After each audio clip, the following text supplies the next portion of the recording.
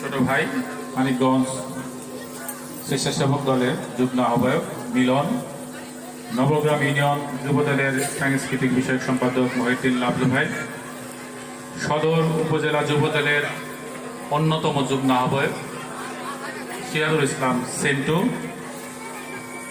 মানিকগঞ্জ জেলা স্বেচ্ছাসেবক দলের সংগ্রামী যুগ্ম আহ্বায়ক রিপন খান, সাবেক ছাত্রনেতা সঞ্জয় সাহা মন্টু, সাবেক নবগ্রাম ইউনিয়ন ছাত্র দলের সাবেক সাংগঠনিক সম্পাদক আনোয়ার হোসেন, আমাদের জেলা স্বেচ্ছাসেবক দলের অন্যতম সদস্য ভুট্টু ভাই, আমাদের সাবেক ছাত্রনেতা আমার ভাই বড় ভাই সুমন ভাই সহ উপস্থিত আমার মা বোন সহ সকলকে আমার ব্যক্তিগত পক্ষ থেকে এবং মানিকগঞ্জ জেলা বিএনপির সংগ্রামী আহ্বায়ক সাবেক নির্বাচিত সফল সভাপতি আমার অভিভাবক আফরোজা কান্তি আপনার পক্ষ থেকে জানাই আন্তরিক শুভেচ্ছা এবং বিজয় দশমীর আজকের অনুষ্ঠানে শুভেচ্ছা ও কৃতজ্ঞতা।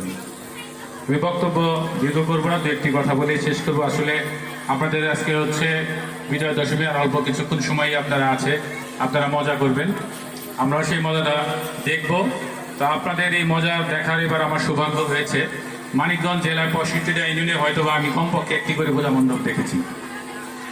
আপনাদের গতবারের পূজা মণ্ডপের চাইতে এবার আরো 44টা পূজা মণ্ডপ মানিকগঞ্জ জেলায় বেশি হয়েছে। গতবার 511টি মণ্ডপ ছিল সারা মানিকগঞ্জ জেলায়, এবার 553টি পূজা মণ্ডপ হয়েছে। তা আমরা যেহেতু গতবারের চেয়ে এবার পূজা মণ্ডপ আরো বেশি হয়েছে, তা আমরা ধরে নিতে পারি আপনারা অবশ্যই সুশৃঙ্খলভাবে শান্তিতে কোনো রকম বাধার বাইরে যে এই পূজা মণ্ডপ পূজা অর্চনা করতে পারছেন। এবং সবচেয়ে আনন্দের বিষয়, আমাদের এই সদর উপজেলায় 10টি ইউনিয়নের 84টি এবং পৌরসভায় 31টি, মোট 117টি পূজা মণ্ডপ আজকে হয়তো হবে, আজকে আপনাদের বিসর্জন দিবেন, মাকে বিদায় দিবেন। তো আপনাদের এই অনুষ্ঠানকে উপলক্ষে আমি আপনার একজন সাধারণ কর্মী হিসেবে তার সাথে যেতে পেরেছি বলে আমি ধন্য মনে করি। আমি গতকালকেও রাত 3টার সময় আপনাদের আন্দারমানিক এই পূজা মণ্ডপ, সেখানে আমাদের গতকালকের শেষ প্রোগ্রাম ছিল এবং শুরু করেছিলাম আপনাদের এই নবগ্রাম দিয়েই। আপনাদের নবগ্রাম এই পূজা মণ্ডপ দিয়েই গতকালকের প্রোগ্রাম শুরু হয়েছে এবং আমরা পরবর্তীতে ঝিটকা, হরিরামপুর, সিংগার পৌরসভা, সাটুরিয়া, সর্বশেষ এই আন্দারমানিকে যখন প্রোগ্রাম শেষ করে বৃষ্টি শুরু হলো তখন প্রায় 3টা বাজে। আমরা প্রত্যেকটি পূজা মণ্ডপে ঘুরে আমার যে ছোট্ট অভিজ্ঞতা হয়েছে যে আমরা কোনো একটা পূজা মণ্ডপ দেখিনি যে সেটা স্বয়ং সম্পূর্ণ। প্রত্যেকটা পূজা মণ্ডপেই দেখি কোনো উন্নয়নের ছোঁয়া গত 10-15 বছরের মধ্যে লাগেনি। আজকে এই পূজা মণ্ডপ এখানে স্থাপন করেছে, এটা অস্থায়ী একটা ঘর, এখানে একটা কলারসেবল গেট নেই, উপরে একটা ছাদ নেই সুন্দর। তো এখানে হয়তোবা যদি ফ্যাসিস্ট সরকার যদি আপনাদেরকে উন্নয়ন করতো তাহলে পূজা মণ্ডপের দৃশ্যগুলো হয়তো এরকম থাকতো না।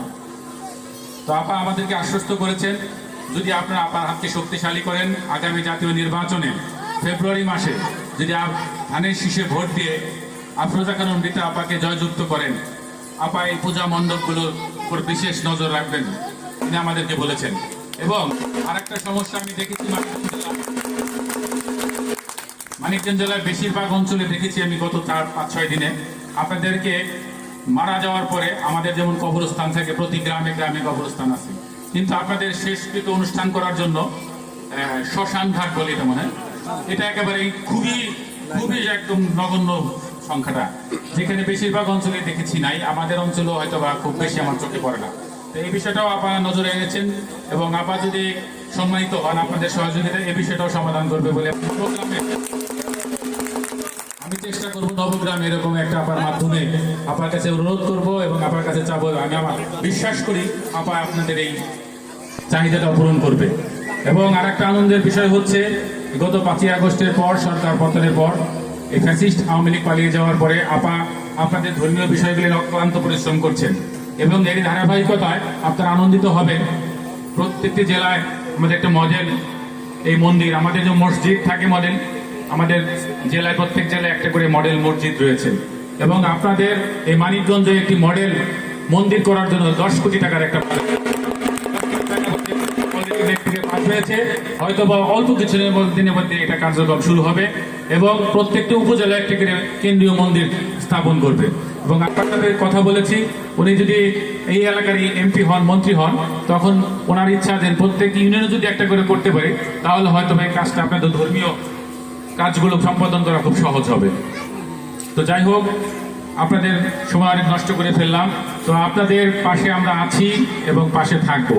এবং তার প্রমাণস্বরূপ গত 5ই আগস্ট যখন দেশের কোনো সরকার ছিল না, কোনো প্রশাসন ছিল না, তখন কিন্তু আপনার প্রতিবেশী, আপনার এই ছাত্র দলের ছেলেরা, যুব দল, স্বেচ্ছাসেবক দল, শ্রমিক দল, কৃষক দল বা অঙ্গ সংগঠনের সকল আমার সহযোদ্ধারা কিন্তু আপনাদের পাশে এসে দাঁড়িয়েছিল এবং সমস্ত সময়ে আপনাদের পাশে দাঁড়িয়েছে। এই মন্দিরগুলো এসে এসে হয়তো পাহারাদারের ভূমিকা পালন করেছে এবং আমি বিশ্বাস করি আমার এই সহযোদ্ধারা ভবিষ্যতেও আপনাদের পাশে ঠিক একইভাবে থাকবেন। আপনারা শুধু আমাদের জন্য দোয়া করেন এবং আমাদের নেত্রী আফরোজা খান রিজাপাকে ধানের শীষে ভোট দিয়ে জয়যুক্ত করবেন, সেই প্রত্যাশা রেখে, সেই সহযোগিতার হাত বাড়িয়ে দেবেন সেই আশা রেখে আমি আপনাদের সবার সাথে বিদায় নিচ্ছি। সকলকে ধন্যবাদ।